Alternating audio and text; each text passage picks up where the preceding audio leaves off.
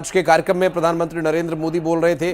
छत्तीसगढ़ के विकास की बात उन्होंने वहां से की। और अब भारतीय जनता पार्टी का जो ये कार्यालय पार्टी स्तर का है, जहां प्रधानमंत्री नरेंद्र मोदी अब पहुंचे हैं जगदलपुर, और अब प्रधानमंत्री नरेंद्र मोदी यहां पर मंच पर मौजूद हैं। उनके साथ मंच पर आप देख सकते हैं छत्तीसगढ़ के पूर्व मुख्यमंत्री रमन सिंह,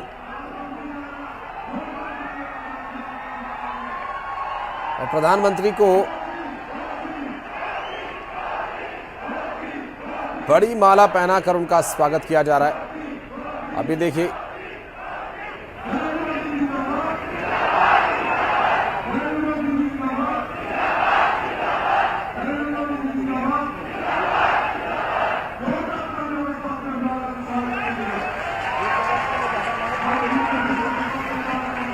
ये तस्वीर आपको जो आप देख पा रहे हैं इस वक्त आपकी टीवी स्क्रीन पर, एक बड़ी और भारी भरकम माला प्रधानमंत्री को पहनाकर उनका स्वागत किया गया। प्रतीकात्मक तौर पर वो पहनाई गई। हालांकि इस माला को पहनाने के बाद अब एक बार फिर से जो कार्यक्रम है वो आगे बढ़ेगा, और इस वक्त मंच पर कौन बोलने के लिए पहुंचेगा ये भी हम आपको दिखाएंगे। तस्वीरें लगातार आपको दिखा रहे हैं। प्रधानमंत्री नरेंद्र मोदी जगदलपुर पहुंचे हैं और इस कार्यक्रम के माध्यम से सरगुजा संभाग की 14 सीटों पर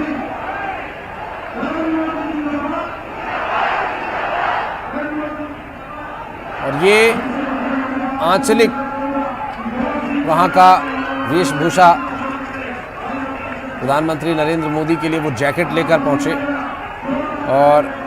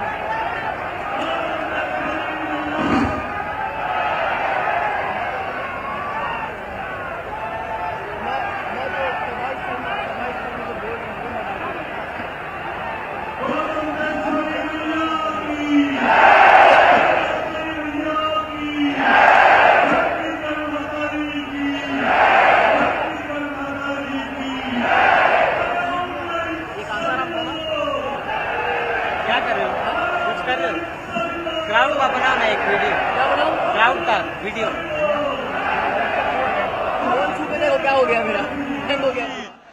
दंतेश्वरी भैया की, छत्तीसगढ़ महतारी की, छत्तीसगढ़ महतारी की।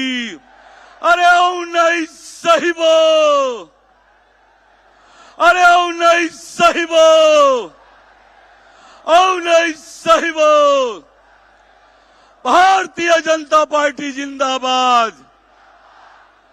भारतीय जनता पार्टी जिंदाबाद, नरेंद्र मोदी जिंदाबाद, नरेंद्र मोदी जिंदाबाद। आज के ये परिवर्तन महासंकल्प रैली में बस्तर से आए हुए सभी भाई बहनों को राम राम, जय जोहार। नन्न दंतेश्वरी आयन मोड़ कतान, निकिन जमै तोरकिन, राम राम, जय श्री राम। विश्व के सबसे बड़े लोकतंत्र, विश्व के सबसे लोकप्रिय नेता, देश के जननायक यशस्वी प्रधानमंत्री माननीय नरेंद्र मोदी जी का मां दंतेश्वरी की पावन धरा, बूढ़ा देव की धरती, दंडकारण्य की इस पवित्र भूमि, जहां के कण कण में हमारे भाचा श्री रामचंद्र जी के चरण रज बिखरे हैं, हम अपने नेता जननायक नरेंद्र मोदी जी का स्वागत और अभिनंदन करते हैं। राम राम जय जोहार करते हैं। ये हमारा बस्तर भोले भाले अच्छे इंसानों का ये क्षेत्र है और आज इस क्षेत्र में अपने जननायक को बस्तर और छत्तीसगढ़ आनंदित है, प्रसन्न है। ये छत्तीसगढ़ को, बस्तर को प्रधानमंत्री माननीय नरेंद्र मोदी जी कितना प्यार करते हैं, कितना लगाव रखते हैं, ये इस बात से साबित होता है कि दुनिया की सब। तो दो तस्वीरें इस वक्त आपकी टीवी स्क्रीन पर आप देख पा रहे हैं, जहां पर एक तरफ प्रधानमंत्री नरेंद्र मोदी सभा के लिए पहुंचे हुए हैं और वहां दूसरी तरफ मध्य प्रदेश के मुख्यमंत्री शिवराज सिंह चौहान पहुंचे हैं मेट्रो के ट्रायल रन के लिए। और मुख्यमंत्री शिवराज सिंह चौहान जो अपने कैबिनेट के कुछ सहयोगियों के साथ वहां पर बैठे हुए हैं। तो दो महत्वपूर्ण तस्वीरें इस वक्त, एक मध्य प्रदेश और एक छत्तीसगढ़ से। छत्तीसगढ़ में प्रधानमंत्री नरेंद्र मोदी इस वक्त जगदलपुर में मौजूद हैं। मंच पर भारतीय जनता पार्टी के छत्तीसगढ़ के अध्यक्ष अरुण साव उनका स्वागत भाषण दे रहे हैं। तो दूसरी तस्वीर, मुख्यमंत्री शिवराज सिंह चौहान भोपाल से आज जो ट्रायल रन मेट्रो का होना है, उस ट्रायल रन का हरी झंडी दिखाकर शुभारंभ करेंगे और उस मेट्रो में सवारी भी करेंगे, जो कि सुभाष नगर से Rani Kamlapati railway station, metro station तक जाएगी। और ये दो बड़ी खबरें, दो बड़ी तस्वीरें, एक मध्य प्रदेश और एक छत्तीसगढ़ से। प्रधानमंत्री नरेंद्र मोदी वहां के जगदलपुर की जो स्थानीय पारंपरिक वेशभूषा का जैकेट है उसे पहनकर उन्हें पहनाकर स्वागत किया गया था और वहां मंच पर वो मौजूद हैं। इस वक्त अरुण साव स्वागत भाषण दे रहे हैं और सरगुजा संभाग की लगभग 14 विधानसभा सीटों पर प्रधानमंत्री नरेंद्र मोदी के संबोधन से, प्रधानमंत्री नरेंद्र मोदी की मौजूदगी से एक बड़ा प्रभाव डालने का प्रयास भारतीय जनता पार्टी का रहेगा इस बार के विधानसभा चुनाव में।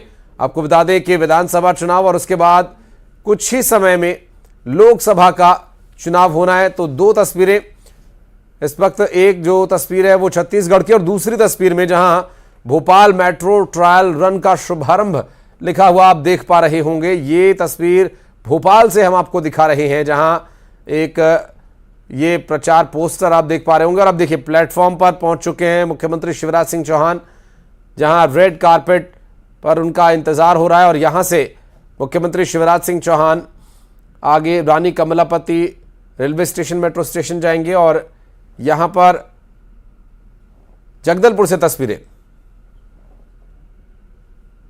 और ये देखिए ये दो तस्वीरें साथ साथ आपको दिखाते चले।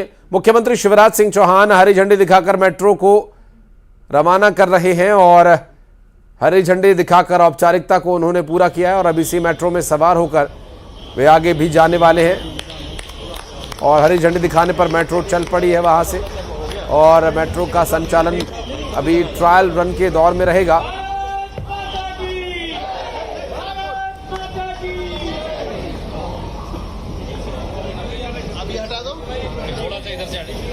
तो सभी जो पत्रकार बंधु वहां पर मौजूद हैं और मुख्यमंत्री और उनके साथ जो उनके सहयोगी हैं इस मेट्रो में सवारी करेंगे और रानी कमलापति स्टेशन, मेट्रो स्टेशन तक ये ट्रेन जाएगी। हालांकि जो रास्ते में पड़ने वाले 2 से 3 स्टेशन हैं, क्योंकि 3 किलोमीटर में 2 से 3 स्टेशन भी यहाँ रास्ते में रहेंगे, लेकिन उन्हें अभी ओपन नहीं किया गया है। ये सिर्फ यहाँ सुभाष नगर से रानी कमलापति स्टेशन तक ही मेट्रो ट्रेन जाएगी और ये ट्रायल रन है, औपचारिक ट्रायल रन है। मुख्यमंत्री शिवराज सिंह चौहान अपने सहयोगियों के साथ, पत्रकारों के साथ मेट्रो में सवारी कर रहे हैं और अभी जब वो अपनी बात रख रहे थे, मेट्रो के बारे में बता रहे थे कि कितना सुविधाजनक ये होगा मेट्रो का सफ़र, न धूल न धुआं न मौसम की टेंशन, न ट्रैफिक का चक्कर, यहाँ मेट्रो में न झटके न गड्ढे, सीधी सपाट सुविधाजनक यात्रा के लिए मेट्रो का विकल्प बेहतरीन साबित हो, भोपाल वासियों की ऐसी उम्मीद है। हालांकि भोपाल में जो ट्रैफिक का बढ़ता दबाव है उससे बड़ी राहत ये मेट्रो दिला सकेगी। हालांकि अभी ट्रायल रन चल रहा है और पूरे तौर पर कब ये मेट्रो चलेगी इसके बारे में और डिटेल्स आगे आप तक पहुंचाते रहेंगे। जगदलपुर से तस्वीरें हम आपको भी दिखा रहे हैं, जगदलपुर में जहां प्रधानमंत्री नरेंद्र मोदी मौजूद है मंच पर। प्रधानमंत्री जिन्होंने हमारे छत्तीसगढ़ का एक एक दाना धान खरीदा है, जिन्होंने 40 करोड़ लोगों को आयुष्मान योजना दी है, जिन्होंने 12 करोड़ महिलाओं को गैस कनेक्शन देने वाले विश्व के सबसे ताकतवर नेता माननीय नरेंद्र मोदी जी हम सबके बीच में उपस्थित हैं। मैं माननीय नरेंद्र मोदी जी जिनको सुनने के लिए हम सभी उत्सुक हैं, मैं उनसे निवेदन करता हूं कि वो आए और हम सबको संबोधित करने के लिए। नरेंद्र मोदी जी जिंदाबाद, नरेंद्र मोदी जी जिंदाबाद, मोदी मोदी मोदी मोदी। जय मां दंतेश्वरी। अब से कुछ देर पहले मुझे दंतेश्वरी माता मंदिर में देवी का दर्शन करना और मां के आशीर्वाद लेने का सौभाग्य मिला। मैं महाराजा प्रवीर चंद्र भजदेव जी को भी पुनः अपने श्रद्धा सुमन अर्पित करता हूं। मैं जब भी बस्तर आया हूं, जगदलपुर आया हूं, आप सभी साथियों ने हर बार इतना प्यार दिया है, इतना प्यार दिया है, इतने आशीर्वाद दिए हैं।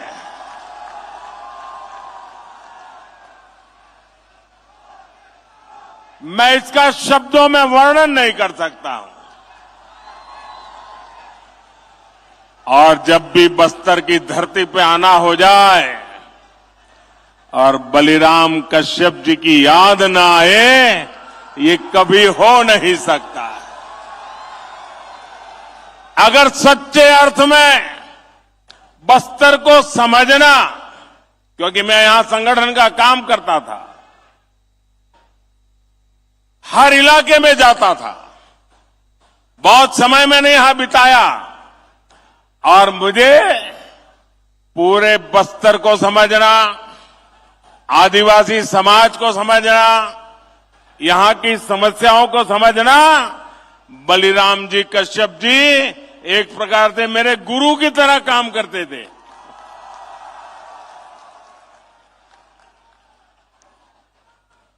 साथियों, मेरा निरंतर प्रयास है कि आपके इस आशीर्वाद को यहां का विकास करके लौटाऊं, दिन रात परिश्रम करके आपकी सेवा करके ये कर्ज मैं चुका सकूं। मेरे परिवारजनों, कांग्रेस ने सिर्फ 5 वर्ष में छत्तीसगढ़ की जो हालत कर दी है, उसे पूरा देश देख रहा है। कांग्रेस के विधायकों और मंत्रियों ने जो कारनामे यहां किए हैं, उससे हर कोई त्रस्त है। चारों तरफ भ्रष्टाचार का बोलबाला है। छत्तीसगढ़ में अपराध चरम पर है। हत्याओं के मामले में छत्तीसगढ़ अग्रणी राज्यों में पहुंच चुका है। कभी कभी तो लगता है राजस्थान और छत्तीसगढ़ के बीच स्पर्धा चल रही है। कि कहां सबसे ज्यादा हत्याएं होती है, कहां सबसे ज्यादा लूट होती है, कहां सबसे ज्यादा महिलाओं पर अत्याचार होते हैं। राजस्थान और छत्तीसगढ़ आजकल एक दूसरे की स्पर्धा में लगे हुए हैं। छत्तीसगढ़ में विकास या तो पोस्टर और बैनरों में दिखता है या फिर कांग्रेस के नेताओं की तिजोरी में दिखता है।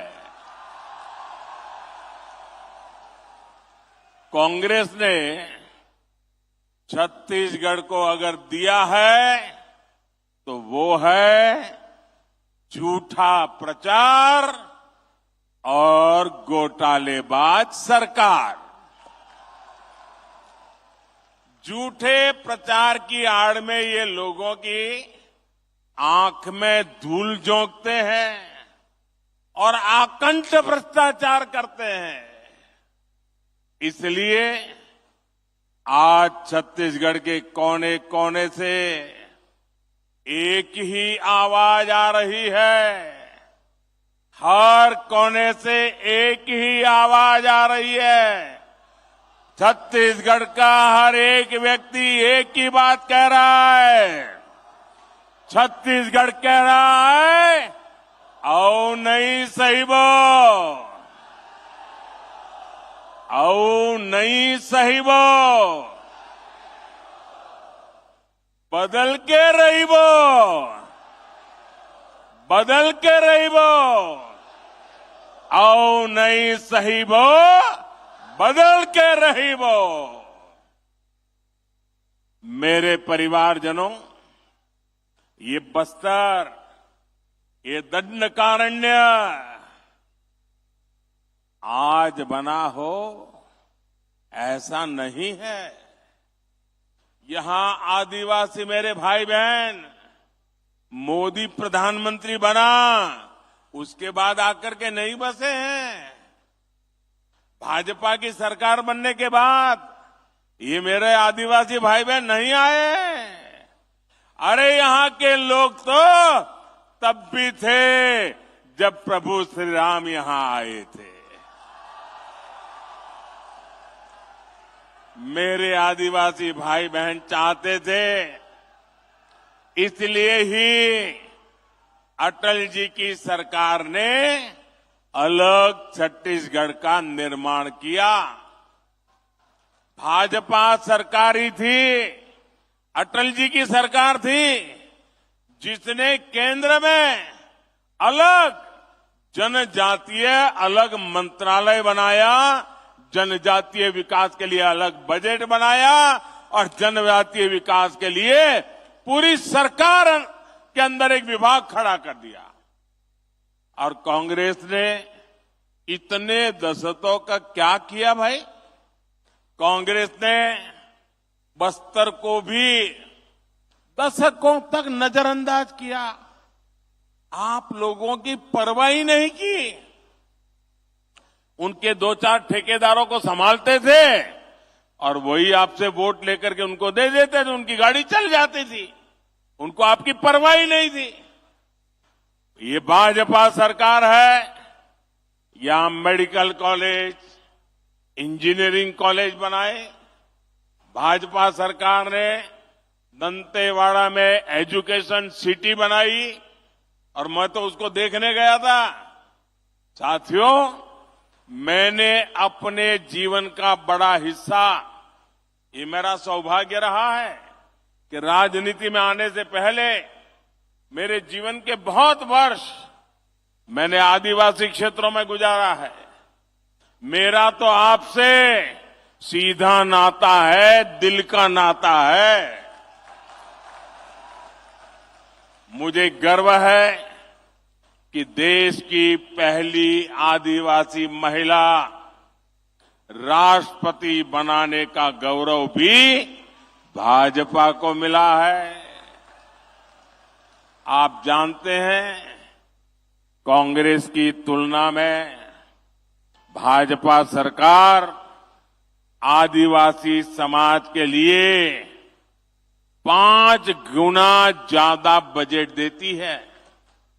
अगर वो 1 रुपया देते थे तो हम 5 रुपया देते हैं, ये 100 रुपया देते थे तो हम 500 रुपया देते हैं। भाजपा सरकार ने ही 15 नवंबर यानी भगवान बिरसा मुंडा के जन्म दिवस को जनजातीय गौरव दिवस घोषित किया। हमारी सरकार आदिवासी सेनानियों और क्रांतिवारों को समर्पित स्वतंत्रता सेनानी म्यूजियम बनवा रही है। हमने जनजाति वर्ग के छात्रों को दी जा रही छात्रवृत्ति उसको भी 2.5 गुना कर दिया है। बीते 9 वर्षों में 300 से अधिक एकलव्य मॉडल आवासीय विद्यालय मेरे जनजाति बच्चों के लिए हमने खोले हैं। साथियों, भाजपा सरकार देश में आकांक्षी जिला कार्यक्रम चला रही है। बस्तर संभाग के भी अनेक जिले ये आकांक्षी जिलों में शामिल है। अब तो हम उससे भी आगे बढ़कर के जिले से निकल के जाकर के आकांक्षी ब्लॉक्स की पहचान कर रहे हैं। इस अभियान के तहत शिक्षा, स्वास्थ्य और रोजगार से जुड़े बड़े बड़े प्रोजेक्ट यहां शुरू होने वाले हैं। इसके अलावा भी हम छत्तीसगढ़ के उसमें आधुनिक इंफ्रास्ट्रक्चर का निर्माण कर रहे हैं। आज भी यहां 26,000, 27,000 करोड़ रुपए उसके से भी अधिक प्रोजेक्ट बस्तर को मिले हैं, छत्तीसगढ़ को मिले हैं। मेरे परिवारजनों, आज यहां बहुत बड़े और देश के आधुनिकतम स्टील कारखाने का लोकार्पण हुआ है। आप मुझे बताइए, आपको गर्व हो रहा है कि नहीं हो रहा है? इतना बड़ा स्टील का कारखाना आपको मिला है, आपको गर्व हो रहा है कि नहीं हो रहा है? ये छत्तीसगढ़ कांग्रेस वालों को नहीं हो रहा है। इतना बड़ा कार्यक्रम अभी सरकार का था, छत्तीसगढ़ सरकार का एक भी मंत्री भी नहीं आया, मुख्यमंत्री भी नहीं, उप मुख्यमंत्री भी नहीं। आप कहिए भैया, आपकी भलाई के काम में ये सरकार ने आना चाहिए कि नहीं आना चाहिए? आना चाहिए कि नहीं आना चाहिए? ये आपका अगर भला चाहते हैं तो वहां आकर के बैठना चाहिए कि नहीं बैठना चाहिए? नहीं आते हैं। इसके 2 कारण है। एक, उनको सरकार जाने की इतनी चिंता है कि उनके पास यहां आने के लिए समय ही नहीं है, सरकार बचाने में लगे हैं। और दूसरा कारण है, ये मोदी है। अगर मोदी के सामने जाना है तो कोई आकंठ भ्रष्टाचारी मोदी से आंख नहीं मिला सकता है, और इसलिए वो आने से डरते हैं, भाग जाते हैं। मेरे साथियों,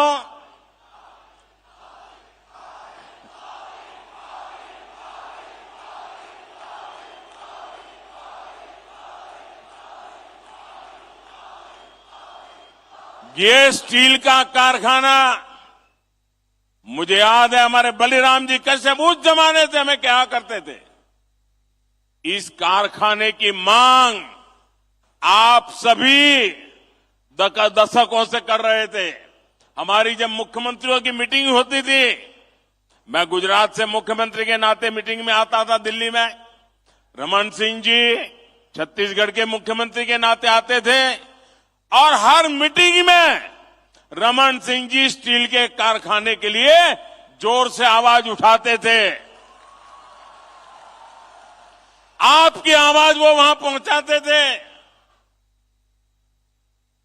लेकिन आप जानते हैं कांग्रेस ने ये मांग क्यों नहीं मानी? इसके पीछे कांग्रेस के कट, कमीशन और करप्शन की बोलबाला थी, सोच पड़ी थी। लंबे समय तक कांग्रेस की नीति रही है, क्या करते थे? कच्चा माल विदेश भेजो और फिर उसी कच्चे माल से बना महंगा सामान महंगे पैसे देकर के आयात करो। कहते हैं ना, गेहूं बाहर भेजो और फिर ब्रेड बना करके लाओ। क्या ऐसा कोई करता है भाई? ऐसा कोई करता है क्या? आप मुझे बताइए, आप जो घर में चावल खाते हैं तो क्या ऐसा कोई करता है कि पहले उसका धान विदेश भेजा जाता है, फिर वो धान विदेश में धुला जाता है, फिर वो धान विदेश में साफ किया जाता है, फिर धान को वहीं विदेश में भी पकाया जाता है और फिर वो पका पकाया चावल आपको खाने के लिए मिल जाता है। ऐसा कभी होता है क्या? आप अपना धान अपना चावल खुद ही करते कि नहीं करते हैं? आप धान भी यही उगाते हैं, उसे साफ भी यही करते हैं, यही पकाते हैं और यही अपने घर में खाते भी हैं। लेकिन कांग्रेस को ये करने में कट की कट हो जाती है, कमीशन नहीं मिलता है। इसलिए क्या किया उन्होंने? ये हमारे इलाके में जो आयरन ओर है ना, ये दुनिया का उत्तम से उत्तम आयरन ओर है, दुनिया का। ये हमारे बस्तर में है। लेकिन ये क्या करते थे? आयरन ओर में से स्टील यहां बनाने के बजाय, जिसका कोई हिसाब किताब न हो, कितना माल निकाला पता न चले, जितना उठा सकते हो उठाओ, विदेश भेज दो और बीच में मलाई खा लो। कोई भी सरकार होती तो उसकी प्राथमिकता होती कि यहां बस्तर में ही स्टील का कारखाना लगाए। लेकिन कांग्रेस ने यहां से कच्चा माल निकाला और फिर कच्चा माल ही विदेश भेज दिया। इसमें कांग्रेस के नेताओं ने कमाया, यहां के नौजवानों को कुछ नहीं मिला। बस्तर के नौजवान मजदूरी करने के लिए दूसरे राज्यों में जाने के लिए मजबूर हो गए। लेकिन भाइयों बहनों, ये मोदी है, आपके बीच में पला बड़ा है, इसलिए आपका ही सोचता है। गरीब की चिंता, गरीब के हित, यही मोदी के दिमाग में भरा पड़ा रहता है। इसलिए हमने दिल्ली में, मुझे आपने सेवा करने का मौका दिया, हमने बस्तर में स्टील कारखाने का काम तेजी से पूरा करवाया। भाजपा सरकार ने लगभग 24,000 करोड़ रुपए स्टील के कारखाने पर लगाए। इससे इस क्षेत्र के 50-55 हजार साथियों को रोजगार मिलना तय हुआ है। सरकार ने यह भी तय किया है कि स्टील की जो प्लांट की क्षमता है उसको और बढ़ाना है, मुझे और पूंजी लगानी है ताकि ज्यादा लोगों को काम मिले। यानी स्टील प्लांट पर अब जी हजारों करोड़ रुपयों का और निवेश होने वाला है। और जब ज्यादा निवेश होगा और बड़ा कारखाना होगा तो पूरे विस्तार की किस्मत और तेजी से बदलने वाली है। अब मैं आपको बताता हूं, मेरे यहां गुजरात में स्टील बनाने का एक कारखाना है। वहां तो आयरन ओर भी नहीं है, हम बाहर से लाते हैं।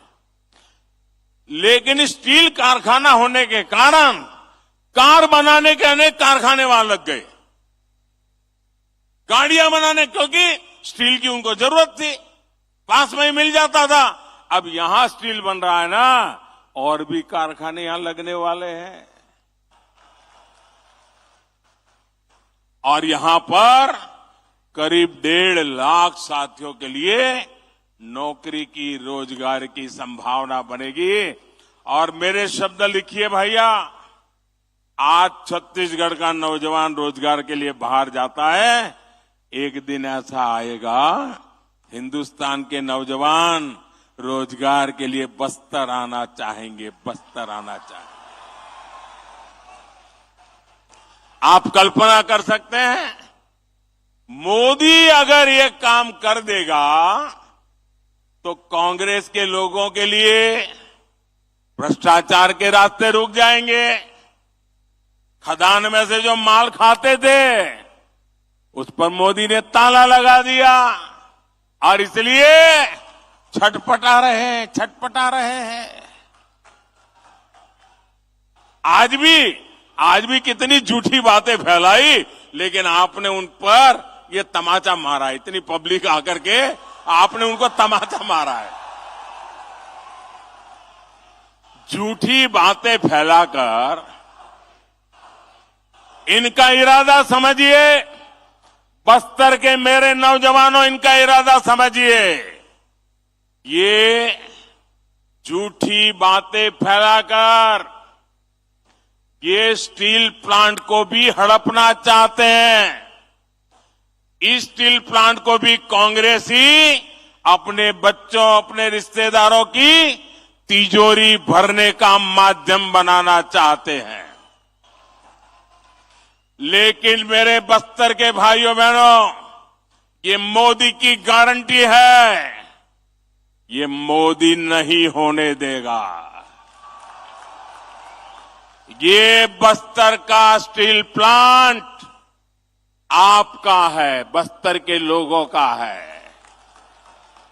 इस स्टील प्लांट के मालिक मेरे बस्तर के लोग हैं, मेरे छत्तीसगढ़ के लोग हैं। मोदी इसका मालिक नहीं है, मोदी इसका मालिक नहीं है,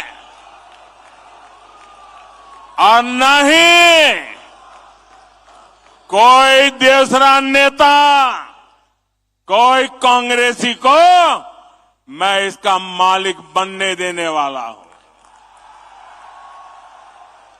इस प्लांट के मालिक सिर्फ और सिर्फ बस्तर के मेरे भाई बहन है। ये हक आपका है, कोई आपका हक छीन नहीं सकता है। इस पर कांग्रेस के नेताओं को किसी भी हालत में कब्जा नहीं करने दिया जाएगा।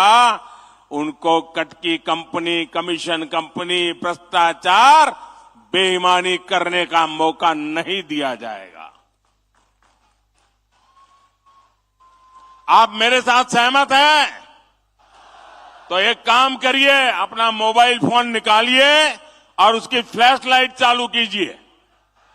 मेरी इस बात के समर्थन में अपने मोबाइल की फ्लैश लाइट चालू करिए। शाबाश, देखिए, वाह, दूर दूर तक शाबाश। ये ताकत है। वाह, देखिए, ये मीडिया वाले आपकी फोटो निकाल रहे हैं। देखिए, ये समर्थन है, ये स्टील प्लांट के लिए समर्थन है। कैसा झूठ बोलते थे, और ईमानदारी देखिए, ये सच्चाई यहां देखिए। बहुत बहुत धन्यवाद मेरे बस्तर के भाइयों बहनों।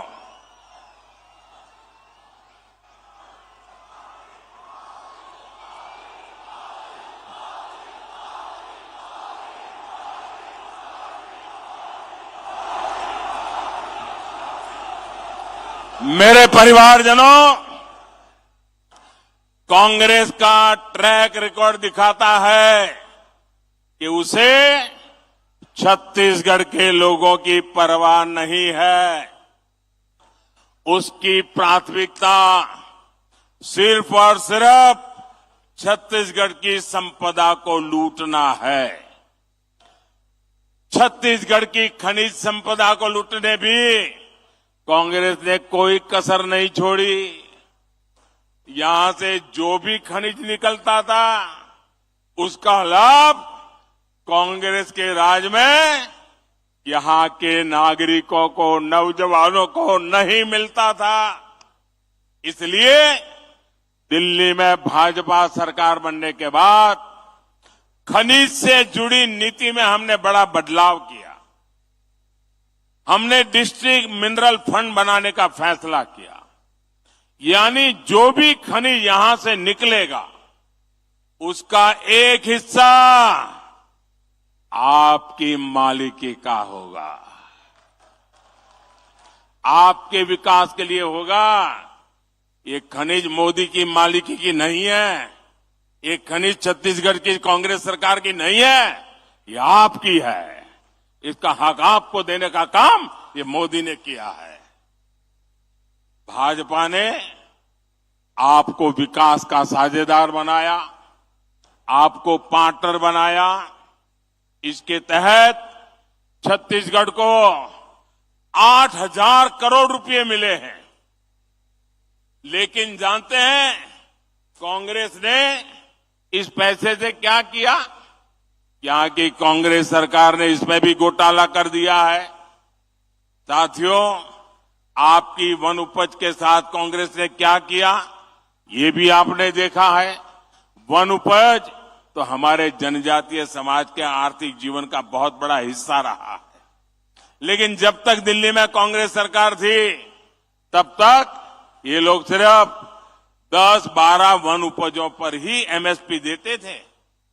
आज जो नौजवान हैं उन्हें ये पता होना चाहिए कि उनके माता पिता, दादा दादी, नाना नानी को कांग्रेस ने नमक से ठगा है, नमक से ठगा है।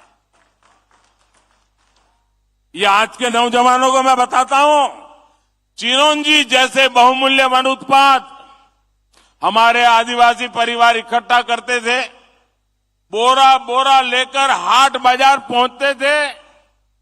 वहां उन्हें 2-4 किलो नमक देकर ही ठगा जाता था। आपके दादा दादी के साथ ये किया इन्होंने। ये तो भाजपा सरकार है कि जिसने राशन की दुकानों में मुफ्त में नमक देना शुरू किया, तब जाकर कांग्रेस का ये शोषण बंद हुआ।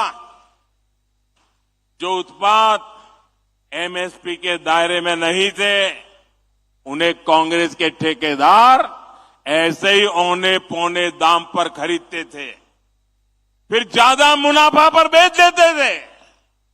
आज भाजपा सरकार करीब करीब 90 वन उपज को एमएसपी के दायरे में ला चुकी है। कितनी 90। कितनी? पहले कितनी थी? 10-12। कांग्रेस के जमाने में कितनी थी? कांग्रेस के जमाने में कितनी थी? मोदी कितना पहुंचाया? मोदी ने कितना पहुंचाया? ये आपके प्रति जो प्यार है ना, उसके कारण होता है। भाजपा सरकार ने वन धन केंद्र बनाकर वन उपज के बेहतर दाम देने का रास्ता खोला है। आज छत्तीसगढ़ के हजारों आदिवासी बहनों भाइयों को वन धन केंद्रों में रोजगार मिला है। साथियों, कांग्रेस की सरकार ने यहां तेंदुपत्ता संग्राहकों के साथ क्या किया था ये भी आप अच्छी तरह जानते हैं। भाजपा सरकार ने तेंदुपत्ता के काम से जुड़े परिवारों के लिए जो भी कल्याणकारी कार्यक्रम बनाए थे वो कांग्रेस ने बंद कर दिए। बोनस कभी मिलता है, कभी नहीं मिलता, मिलता है तो कम मिलता है और पाना है तो कांग्रेस वाले का कुर्ता पकड़ के जाना पड़ता है, उसके जेब में कुछ डालना पड़ता है। तेंदुपत्ता की खरीदी कभी होती है, कभी नहीं होती है। आदिवासियों का ऐसा शोषण अब छत्तीसगढ़ में नहीं चलेगा। जैसे ही यहां भाजपा सरकार बनेगी, वैसे ही तेंदुपत्ता संग्राहकों के लिए के पहले की तरह ही बेहतर व्यवस्था बनाई जाएगी। साथियों, मैं आज छत्तीसगढ़ के धान किसानों को भी मेरे दिल की एक बात बताना चाहता हूं। कांग्रेस आपको धान की कीमतों के नाम पर धोखा दे रही है, झूठ बोल रही है। सच्चाई ये है कि छत्तीसगढ़ के धान किसानों का दाना दाना याद रखेंगे। मैं जो कह याद रखेंगे कि भूल जाएंगे? गांव गांव जाके बताएंगे। छत्तीसगढ़ के धान किसानों का दाना दाना केंद्र सरकार खरीदती है, मोदी सरकार खरीदती है। भाजपा सरकार ने 1,00,000 करोड़ रुपए छत्तीसगढ़ के धान किसानों को दिए हैं। यहां पर जब भाजपा सरकार बनेगी तो धान किसानों का पूरा पूरा ध्यान रखने की गारंटी ये मोदी की गारंटी है। मेरे बस्तर के भाइयों बहनों, मेरे छत्तीसगढ़ के भाइयों बहनों, मेरे छत्तीसगढ़ के नौजवान, मेरे बस्तर के नौजवान, मोदी आज कहने आया है, आप मेरे शब्द लिख करके रखिए, आपका सपना ही मोदी का संकल्प है। यही मोदी की गारंटी है। आज बस्तर सहित पूरे देश में आयुष्मान भारत योजना के तहत हेल्थ एंड वेलनेस सेंटर बने हैं। मकसद ये है कि दूर सुदूर की मेरी आदिवासी बहनों को इलाज के लिए नजदीक ही सुविधा मिले। पूरे छत्तीसगढ़ में ऐसे लगभग 6,000 अस्पताल बनाए जा चुके हैं। इनमें से 1,000 से अधिक Ayushman health and wellness centre तो सिर्फ और सिर्फ ये मेरे बस्तर संभाग में है। मोदी ने ही आपके 5 लाख रुपए तक मुफ्त इलाज का प्रबंध किया, गरीब को मुफ्त राशन की व्यवस्था की, पक्के घर का इंतजाम किया, बिजली और पाइप से पानी का प्रबंध किया, आदिवासी परिवारों के बेटे बेटियों के स्वरोजगार के लिए सरकार विशेष स्टैंड अप इंडिया योजना चला रही है। साथियों, आज मैं बस्तर के छत्तीसगढ़ के युवा साथियों को भी एक बात बताना चाहता हूं। जो पहली बार अपना वोट डालने जा रहे हैं, वो नौजवान मेरी बात सुनिए। आपको 2014 से पहले की घटनाओं के बारे में जानना जरूरी है। 2014 से पहले दिल्ली में जो सरकार थी ना, अखबारों में बड़े बड़े घोटाले छाए रहते थे। लाखों करोड़ों के घोटाले, यही खबरें होती थी और पूरी दुनिया में हमारे देश का नाम पूरी तरह बदनाम करके रखा था। 2014 में देश ने कांग्रेस की सरकार को उखाड़ फेंका और पूर्ण बहुमत की भाजपा सरकार दिल्ली में बनाई। आज घोटालों के बजाय दुनिया में भारत के गौरव की चर्चा होती है। भारत के सामर्थ्य की चर्चा होती है। आप मुझे बताइए, आज दुनिया में हिंदुस्तान का डंका बज रहा है कि नहीं बज रहा है? ऐसे नहीं, पूरी ताकत से बताएं, हिंदुस्तान का डंका बज रहा है कि नहीं बज रहा है? अमेरिका में हिंदुस्तान का डंका बज रहा है कि नहीं बज रहा है? यूरोप में हिंदुस्तान का डंका बज रहा है कि नहीं बज रहा है? जापान में हिंदुस्तान का डंका बज रहा है कि नहीं बज रहा है? सिंगापुर में हिंदुस्तान का डंका बज रहा है कि नहीं बज रहा है? आपको गौरव होता है कि नहीं होता है? आपका माथा ऊंचा होता है कि नहीं होता है? इसलिए मेरा युवा साथियों, आपको एक बात जरूर ध्यान रखनी है। आज देश के बहुत कम राज्यों में कांग्रेस की सरकारें बची हैं, और एक बार जाती है ना, 25-25 साल तक वापस नहीं आती है। और इसलिए जब इनके पास सरकारें ही कम है, तो लूट का माल कुछ ही जगह से लूटना पड़ता है। इसलिए जहां भी इनकी सरकार बनती है, वो जम करके लूटते हैं। पूरे हिंदुस्तान में उन्होंने राजस्थान, छत्तीसगढ़ ऐसे राज्य को लूट का सबसे बड़ा खजाना बना दिया है। छत्तीसगढ़ के ही लोग मुझे बताते हैं कि कांग्रेस के हर छोटे बड़े हर नेता ने 15 साल जो तक सरकार नहीं दी ना, वो जो खाद पड़ गई थी ना, वो भी जमा करने में लग गए 5 सालों में। यानी 15 साल तक इनको छत्तीसगढ़ को लूटने का मौका नहीं दिया। अब वो सारी कसर भी अभी निकालना शुरू कर दिए हैं। अरे इन्होंने तो गौमाता के नाम पर भी भ्रष्टाचार किया है। जिन्होंने गोबर तक को नहीं छोड़ा, उन्होंने क्या क्या नहीं किया। इनके भ्रष्टाचार के सबसे बड़े भुक्तभोगी मेरे नौजवान हैं, मेरे बस्तर के लोग हैं। कांग्रेस ने युवाओं को नौकरी का वादा दिया था, लेकिन नौजवानों की नौकरी में ही घोटाला कर दिया।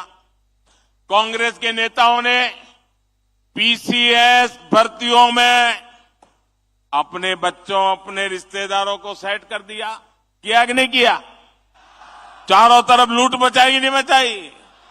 इनकी पार्टी तो राजनीति में भी अपने ही बच्चों को सेट करती है और नौकरियों में भी यही करती है। छत्तीसगढ़ के लाखों परिवारों, आदिवासी, पिछड़े परिवार के बच्चों से कांग्रेस ने नौकरियां छीन ली है, आपका अधिकार छीन लिया है।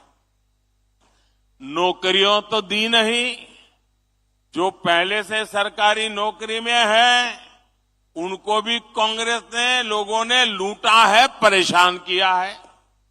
ट्रांसफर पोस्टिंग को लेकर यहां सरेआम भ्रष्टाचार हो रहा है, बोली जाती है, ऐसे ही उगाई की जा रही है। इसलिए छत्तीसगढ़ कह रहा है, औ नहीं सही वो, बदल के रही वो, औ नहीं सही वो, औ नहीं सही वो, ये अब नहीं सही वो। साथियों, आप आश्वस्त रहिए, आप कांग्रेस की सरकार बदलिए, भाजपा इस पूरे लूट तंत्र को बदल देगी।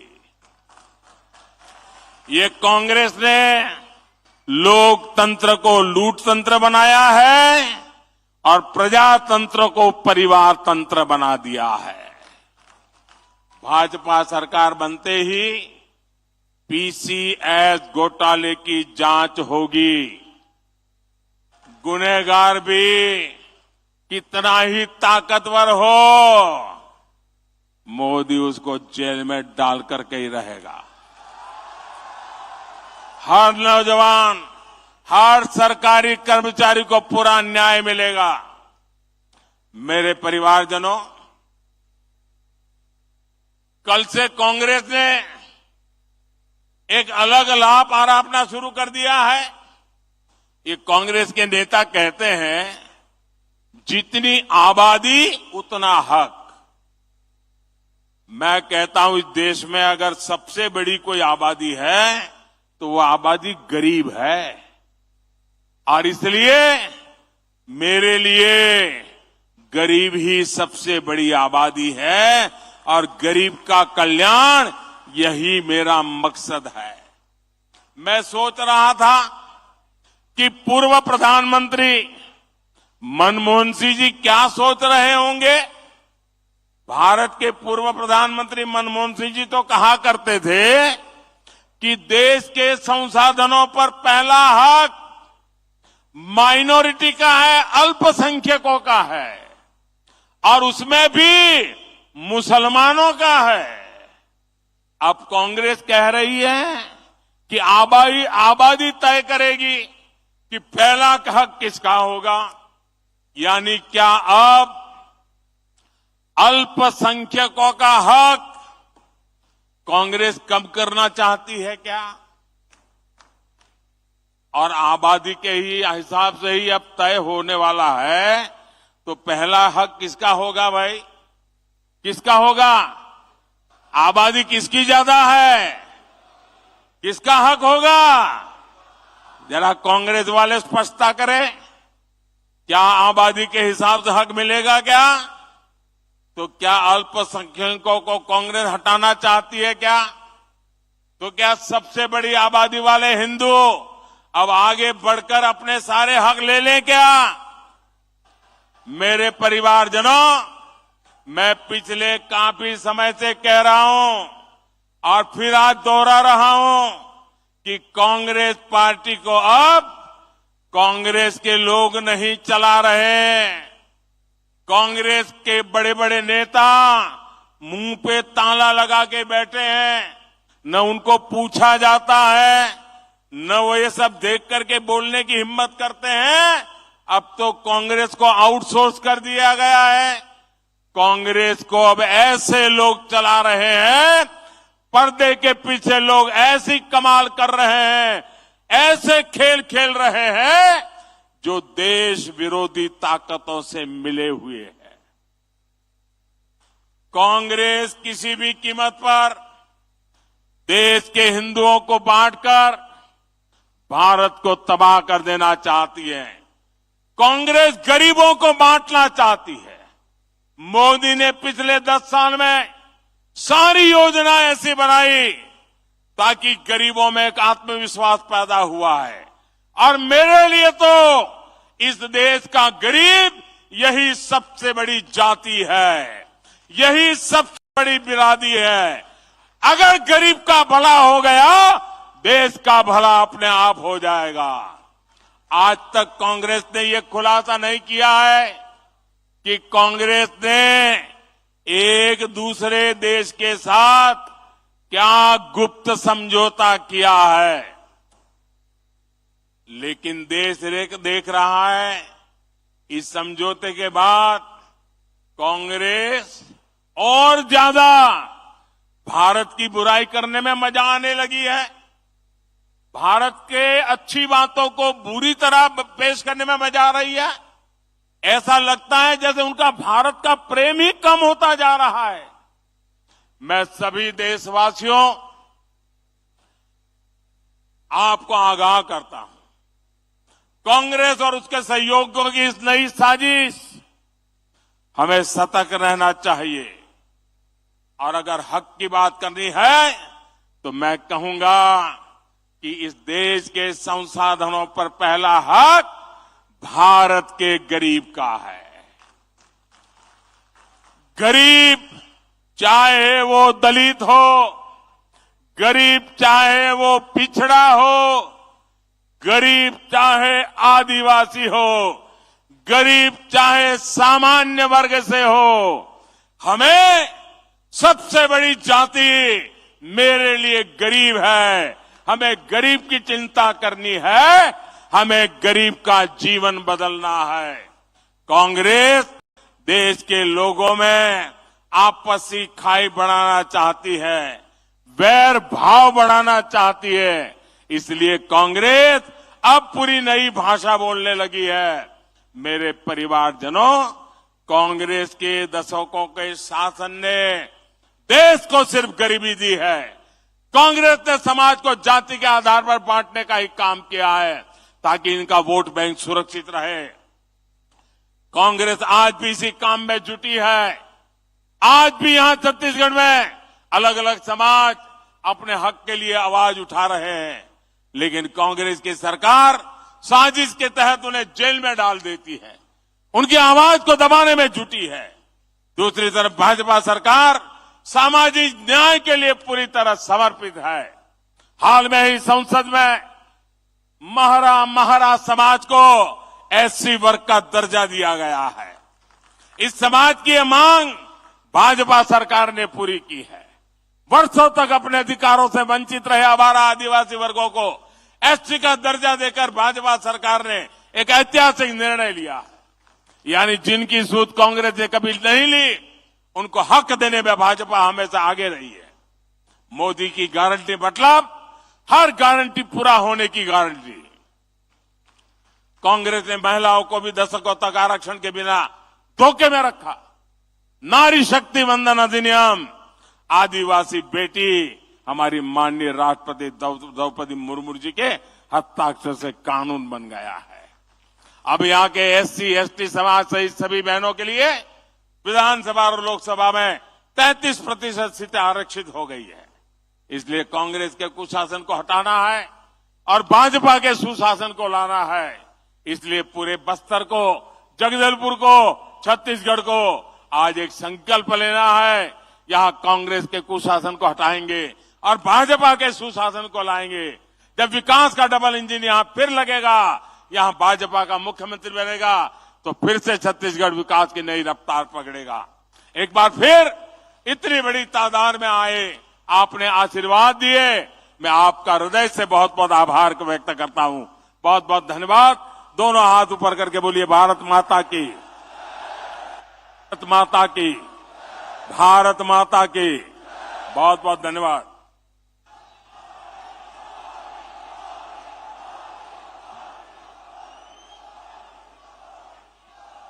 अपने अपने स्थानों से खड़े होकर के माननीय प्रधानमंत्री जी का धन्यवाद ज्ञापित करिए। प्रधानमंत्री नरेंद्र मोदी ने जगदलपुर से न केवल छत्तीसगढ़ के मसलों पर बात की, आयरन और स्टील पर बात की, लेकिन उन्होंने जो बड़ा मसला छेड़ दिया है, विपक्ष को टारगेट पर ले लिया है। दरअसल विपक्ष पर लोगों को जाति में बांटने का आरोप लगा दिया प्रधानमंत्री नरेंद्र मोदी ने। उन्होंने कहा कि जाति के आधार पर ही लोगों को बांटने की कोशिश लगातार कांग्रेस कर रही है, अपना वोट सुरक्षित रखना चाहती है, जबकि उनकी नजर में सबसे पहले गरीब है। गरीब किसी भी समुदाय से क्यों ना हो, देश के संसाधनों पर जो पहला हक है वो गरीब का है। तो प्रधानमंत्री नरेंद्र मोदी ने आज विपक्ष के लिए बड़ा संदेश, बड़ा हमला विपक्ष पर बोला है। और इतना ही नहीं, प्रधानमंत्री नरेंद्र मोदी ने कई गंभीर आरोप लगाए विपक्ष पर, कांग्रेस पर। कहा देश में गरीब की आबादी सबसे बड़ी है और उनके नजरिए से देश में गरीबों की सबसे बड़ी आबादी वाले वर्ग को ही पहला हक जाता है देश के संसाधनों पर। कांग्रेस हिंदुओं को बांटना चाहती है, गरीबों को बांटना चाहती है। पीएम मोदी ने छत्तीसगढ़ में भ्रष्टाचार पर भी हमला बोला। छत्तीसगढ़ में अपराध चरम पर है, यह आरोप भी पीएम मोदी ने लगाया है। कांग्रेस सरकार ने छत्तीसगढ़ को केवल 2 चीजें दी हैं, ये कहा पीएम मोदी ने, झूठा प्रचार और भ्रष्टाचार। तो भ्रष्टाचार के मोर्चे पर भी पीएम मोदी ने छत्तीसगढ़ सरकार को घेरा है। कहा कि जो छत्तीसगढ़ में कांग्रेसी हैं, कांग्रेस नेता हैं, वो न केवल अपने बेटों को पार्टी में सेट कर रहे हैं, सरकारी नौकरियों में अपने बेटों बच्चों को सेट कर रहे हैं। जो वाकई हकदार हैं वो बहुत पीछे छूट चुके हैं। अपराध के मोर्चे पर भी प्रधानमंत्री नरेंद्र मोदी ने कांग्रेस सरकार को आड़े हाथों लिया है कि अपराध भी चरम पर है छत्तीसगढ़ में। कई मोर्चों पर पीएम मोदी ने सरकार को घेरा है, छत्तीसगढ़ सरकार को घेरा है। एक नारे के साथ अब और नहीं सहबो, बदल के रहबो के नारे के साथ एक एक कर उन्होंने ताबड़तोड़ हमले बोले और यह भी कहा कि आदिवासियों का शोषण अब छत्तीसगढ़ में नहीं चलेगा। कांग्रेस धान की कीमतों के नाम पर आम जनता को धोखा दे रही है, किसानों को धोखा दे रही है। दावा किया पीएम मोदी ने कि 1 लाख करोड़ रुपए का जो है वो धान किसानों के पास पहुंचा है। केंद्र सरकार ने उनसे धान खरीदी है। बीजेपी सरकार, केंद्र सरकार किसानों से, छत्तीसगढ़ के किसानों से धान खरीद रही है, जबकि किसानों को गुमराह कर रही है छत्तीसगढ़ की कांग्रेस सरकार। पीएम मोदी ने एक लाइन और भी कही कि आपका सपना यानी छत्तीसगढ़ वासियों का जो सपना है वही प्रधानमंत्री नरेंद्र मोदी का संकल्प है। केंद्र की कई योजनाओं का जिक्र भी प्रधानमंत्री नरेंद्र मोदी ने किया और योजनाओं को गिनाते हुए पीएम मोदी ने कांग्रेस सरकार पर हमला भी बोला। आरोप लगाया कि कांग्रेस आम जनता के बीच खाई बढ़ाना चाहती है, लोगों के बीच खाई बढ़ाना चाहती है, खाई खोदना चाहती है, जाति के आधार पर लोगों को बांटना चाहती है और बांटने का काम किया भी है। यही कांग्रेस करती आई है और कांग्रेस की देन अगर देश को है तो वो गरीबी है। कांग्रेस ने ही देश को गरीबी दी है।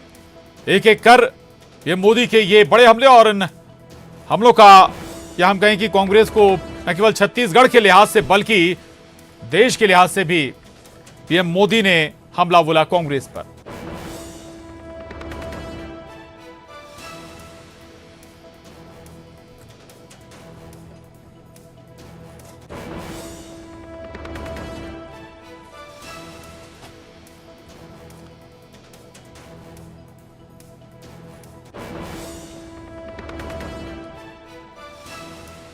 तो फिर बता दें आपको कि प्रधानमंत्री नरेंद्र मोदी ने आज जगदलपुर से कई मसलों पर हमला बोला विपक्ष पर। दरअसल हाल ही में जाति जनगणना की रिपोर्ट बिहार सरकार ने पेश की है, उस पर भी सियासत चरम पर है और उसी पर जवाब पीएम मोदी ने आज दिया कि इसी आधार पर हमेशा से बांटती आई है कांग्रेस।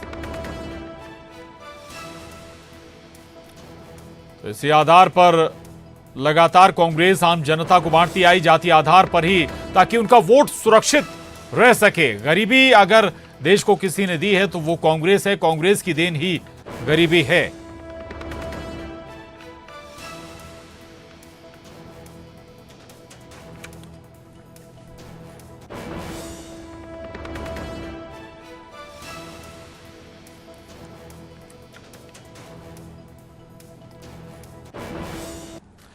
तो भोपाल वासी